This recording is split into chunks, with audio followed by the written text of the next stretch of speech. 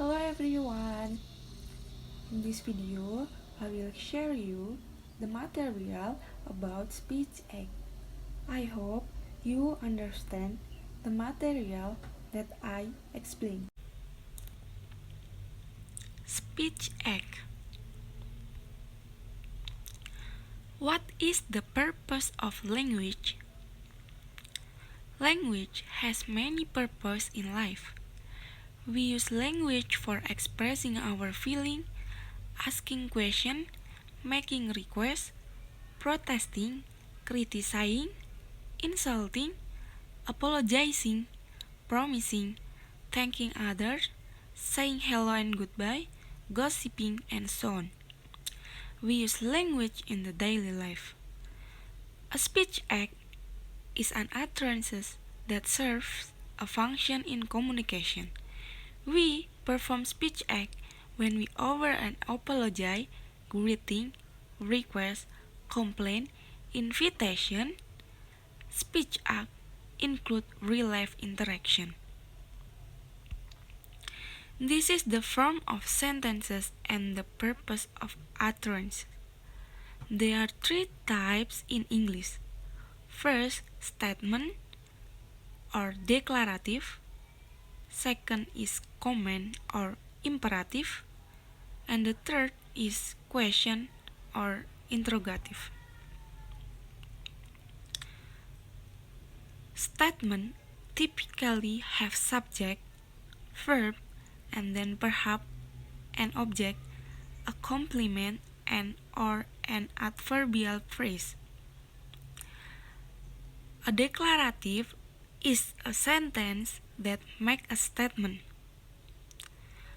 Declarative sentence, also known as a statement, present a fact, an opinion, or a piece of information. For example, a window broke. Tom broke a window. Dennis put marmalade on her toast. Imperative. An imperative sentence is more commonly known as a command. That the command is given to someone and he understands who the speaker is talking to, without the speaker saying you. This sentence starts with an action verb. As a command, for example, close the door, please. Don't move. As a request, for example, don't anybody move. Everybody wait here.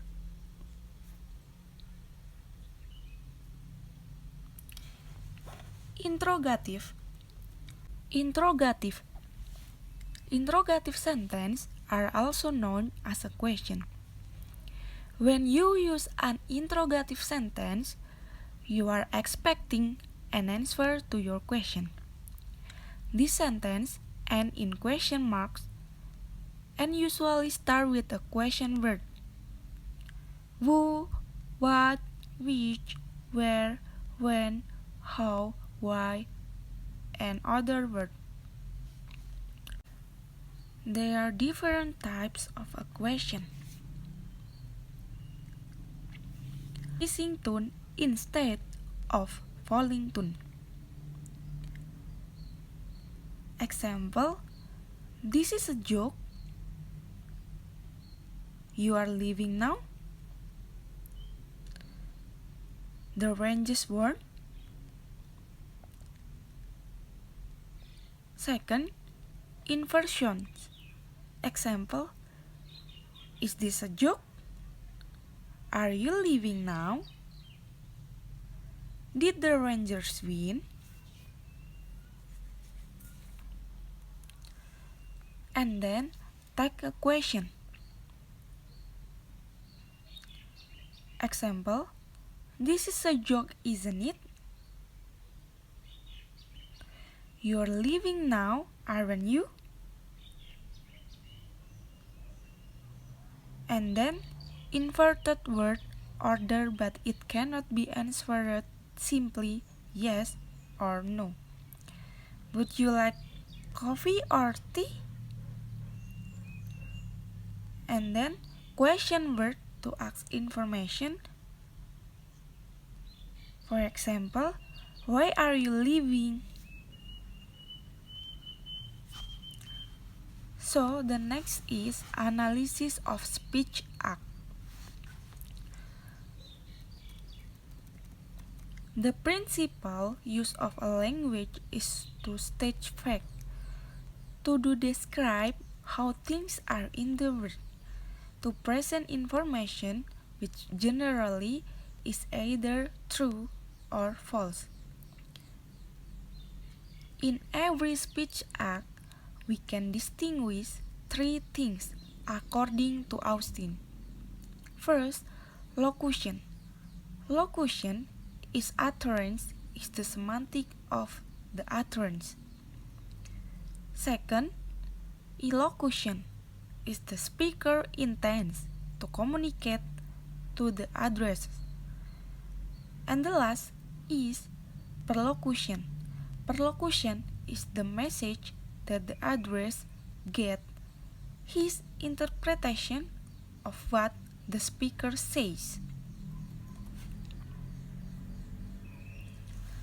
Communication is guided by four factors called maxim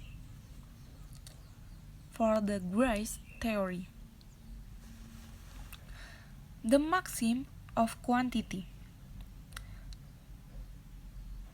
The speakers give as much information as the address needs, but no more. The speaker must have some sense of what the address knows and needs to know. The maxim of relevance. It is requires the speaker to make utterances relative to the discourse going on and the context in which theory occurs. The speakers try to be relevant and say things that are pertinent to the discussion. Third, the maxims of manner. It is to be orderly and clear and to avoid ambiguity. And the last is the maxim of quality. It is to say only what one believes to be true. Question and request cannot be either true or false. So, this maxim applies only to the giving of information in the kind of speech act that we call assertive.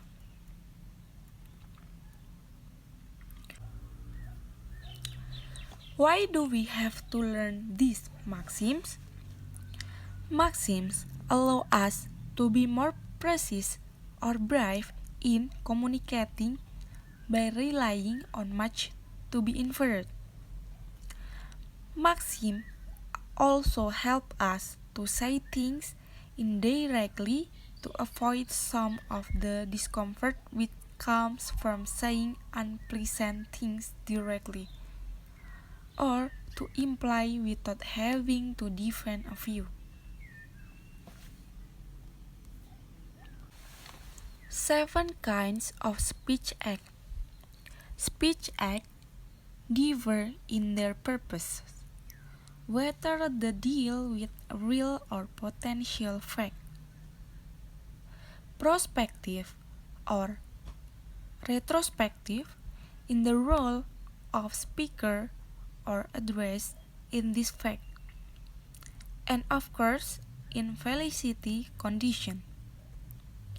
First, assertive utterance, performative utterance, verdictive utterance, expressive utterance, directive utterance, commissive utterance, and pathetic utterance. Assertive utterance.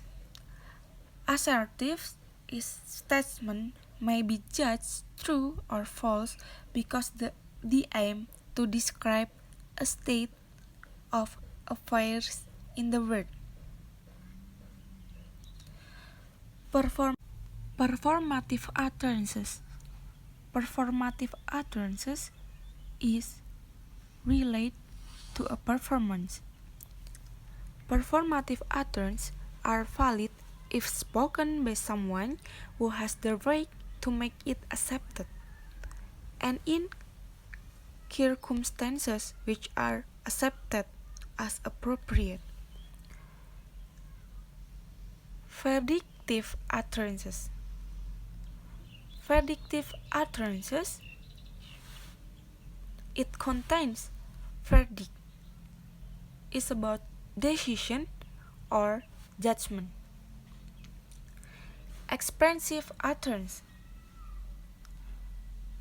Expressive utterance is speaker make expressive utterance based on previous action or failure to act of the speaker.